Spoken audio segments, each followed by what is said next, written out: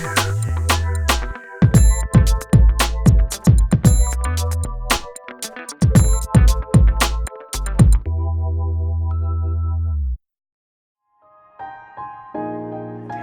you very much, Baroda, for the warmth in every sense of the word, warmth of the people here, and warmth for a man coming from 12,000 feet minus some temperatures now. I bring you greetings from the cold mountains of Ladakh, and truly delighted and inspired to be among such passionate people here. I am myself involved in a kind of a Tod-Fod-Jod University, where we take the concept further and try to understand how nature works.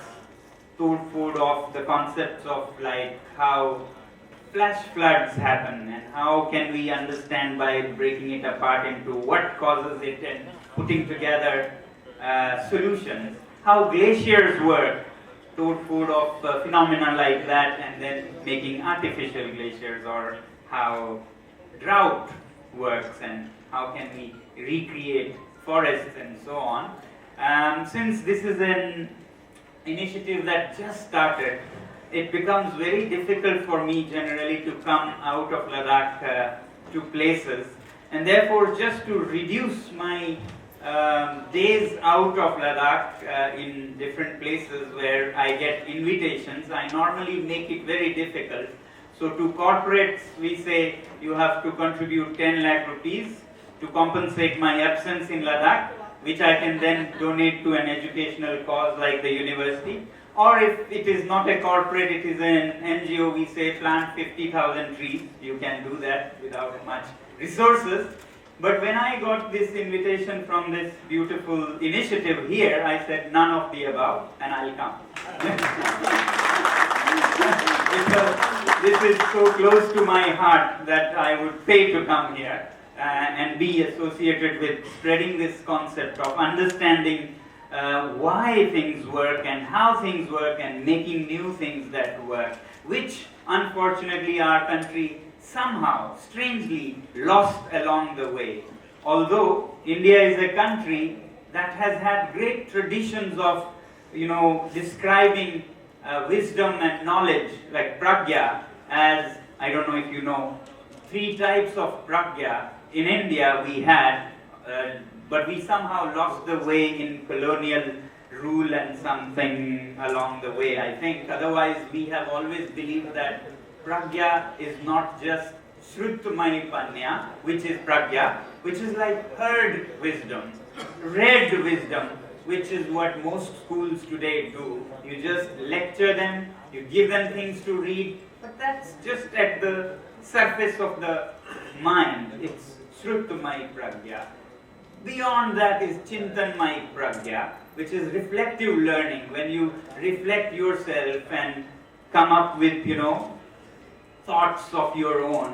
And then ultimate is Bhavanamai pragya, where you experience things and you become then master of the concepts. Whether it is in the spiritual world or in the physical world, experiential learning is what makes you master, gives you mastery over things. Somehow we lost this tradition in our country, and we perhaps copied the West, or a very poor version of the West. The West would say 3 R's. Reading, writing, and arithmetic is education. It doesn't make sense. How can reading, writing, arithmetic, all to do with the head alone, could be all about education? We believe in Ladakh and in India, I think, that it should be rather 3 H's. Head, wonderful, bright head, every child must have, which is what does the algebra and physics and languages. But skilled hands are needed to make life really, livable. And a kind heart is needed to make people happier and more cooperative.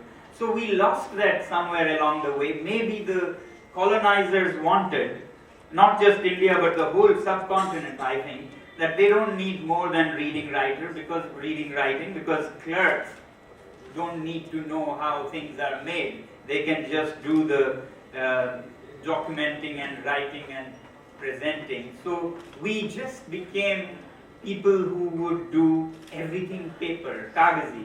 You know, our knowledge is paper knowledge. Our examinations are paper examinations. Our degrees are paper degrees.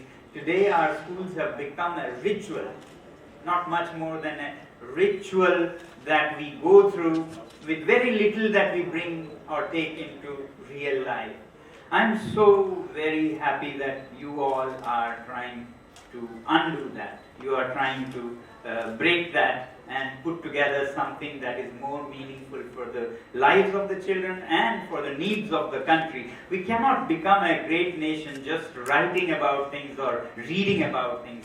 We'll have to be makers, doers in this era and in this country. So I'm very happy that here you're moving very strategically.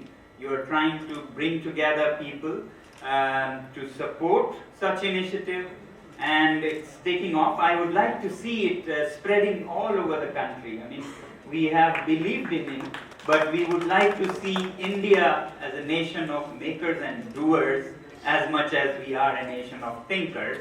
And for anything to scale up from what you're doing in Vadodara, to scale up to Gujarat, to scale up to every corner of the nation, I think there needs to be two very important things: demand generation, and then supply. Because supply before demand is often met with disinterest.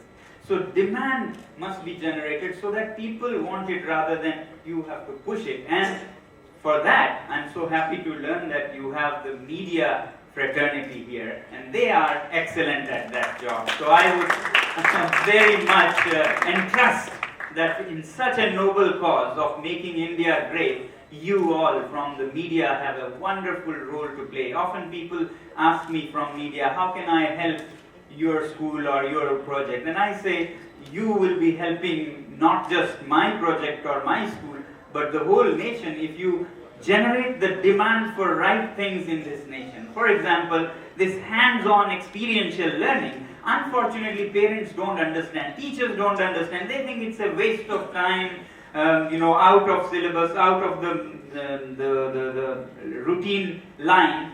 And you all in the media can change that mindset for parents to understand that this is the need of the century. And in any school, any initiative that does this, you have to really take it happily and embrace it.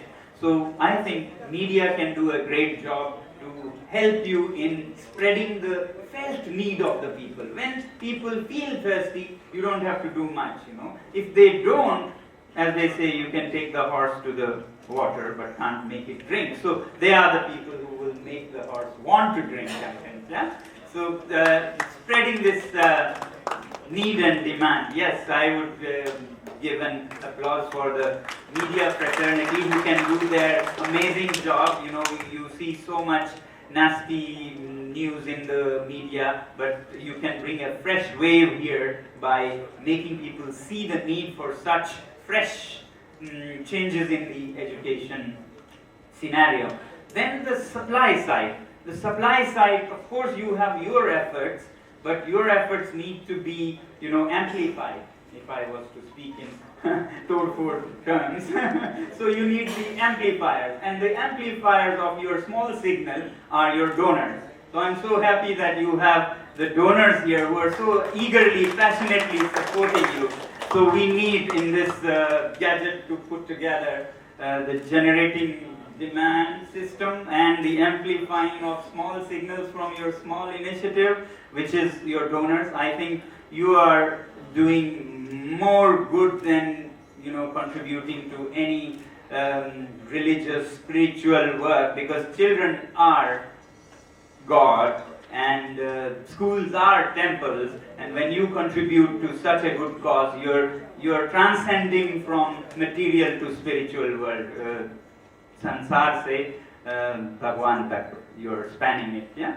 So I really feel great that you have all together, and then you of course have your initiative. At the same time, we need some advocacy at the policy level also for this to really scale up. It's great to have media generating demand and donors supporting, but at the same time at national policy level, some things need to change. Some things need to change. For example, today our examinations are all paper exams.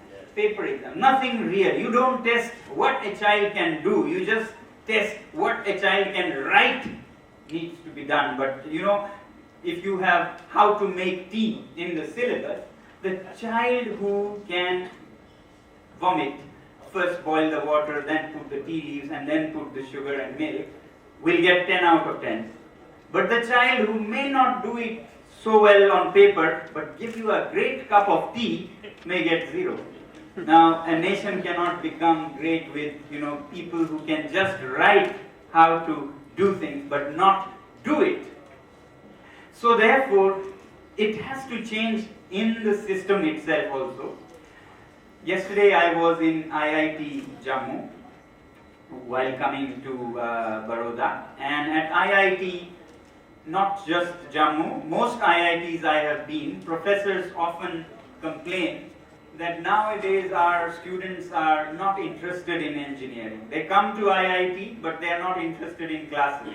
And I said, it's not your fault, you're not a bad professor, it's the fault of the system of selection. You get a bunch of people who just want the IIT stamp. They have nothing to do with engineering or passion for it. They want to be IIT products. The label is more important than the process. So they hack your system of selection, which is but some objective type questions, A, B, C. And if you are good at A, B, C, D answers, you get into this premier institute and occupy a seat, which should perhaps have gone to somebody who was burning with passion for mechanisms and how things work and how new things could be created. That poor fellow goes to become a clerk or a soldier. And somebody who never was interested in these just hacks the system and gets into the college. And of course, you shouldn't be surprised if they are not interested in your classes. So you perhaps need to change the entrance so that the right people get into the institute, people who are interested in this Tod-Fod kind of, innovative thinking and the mindset and the passion. Therefore, I hope to, together with you and definitely together with the media, advocate for a policy change in our country. For example, IITs or even board exams, 10th grade or 12th grade board exams, should have an element of Tod-Fod or understanding how things work, especially for STEM and engineering related, say IITs. But they normally say we can't afford to do this with 25 lakh applicants or 10 lakh candidates in the board exams. Then I say objective type questions or paper questions and answers are good to screen people. You can bring the number from 25 lakh to say 10,000 by objective type.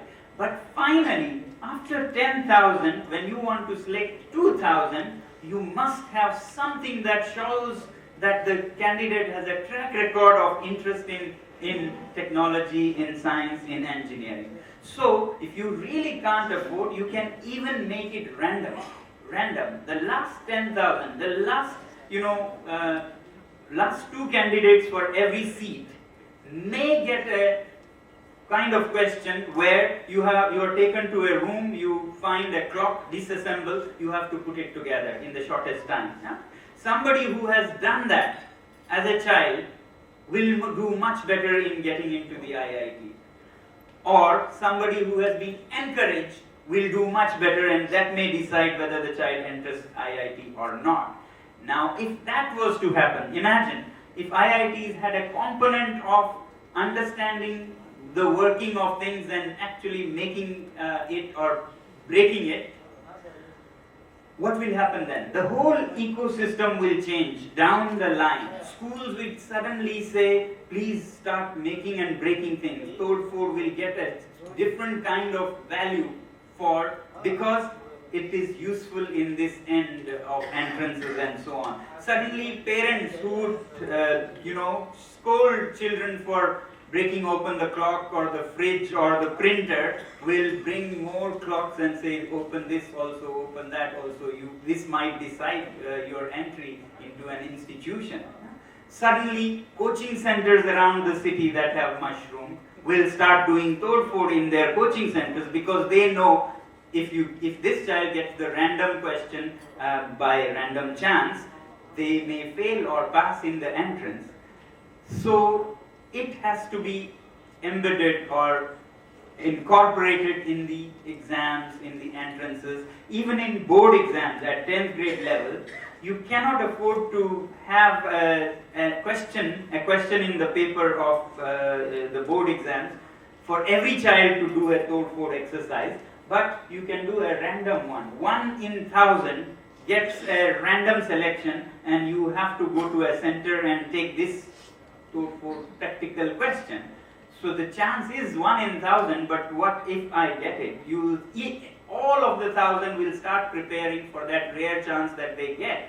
That way you can introduce the value of it in the system itself, and therefore schools will start valuing. Schools that want to be the topmost school in the city or the state will not take chances. They'll invite you to do this because some of their students may fall in that random.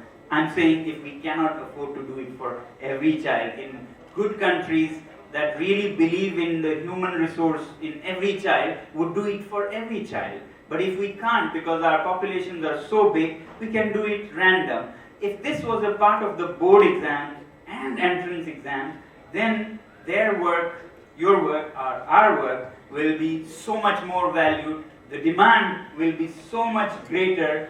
Commercial institutions will, die to get your inputs in it. Otherwise, when the policies, when the selection is the way it is, we'll always be struggling against the tide. So, all I'm saying is that along with demand generation and the supply gearing up, we need to work at the policy level also, and then this work will be much, much more valued. But as it is, for anything new, you have to struggle when things are not in place, when policies are not in place, when people do not care so much or understand so much. You have to keep the lamp glowing, and which you are doing in a big way, and I'm truly impressed, and I have no regrets for coming out of Ladakh when our fellowship of this new university just started 1 week back. So I was needed there, but I am needed and happily here, seeing something growing which can engulf the whole nation, and I pray for your success. Thank you. Thank you very much.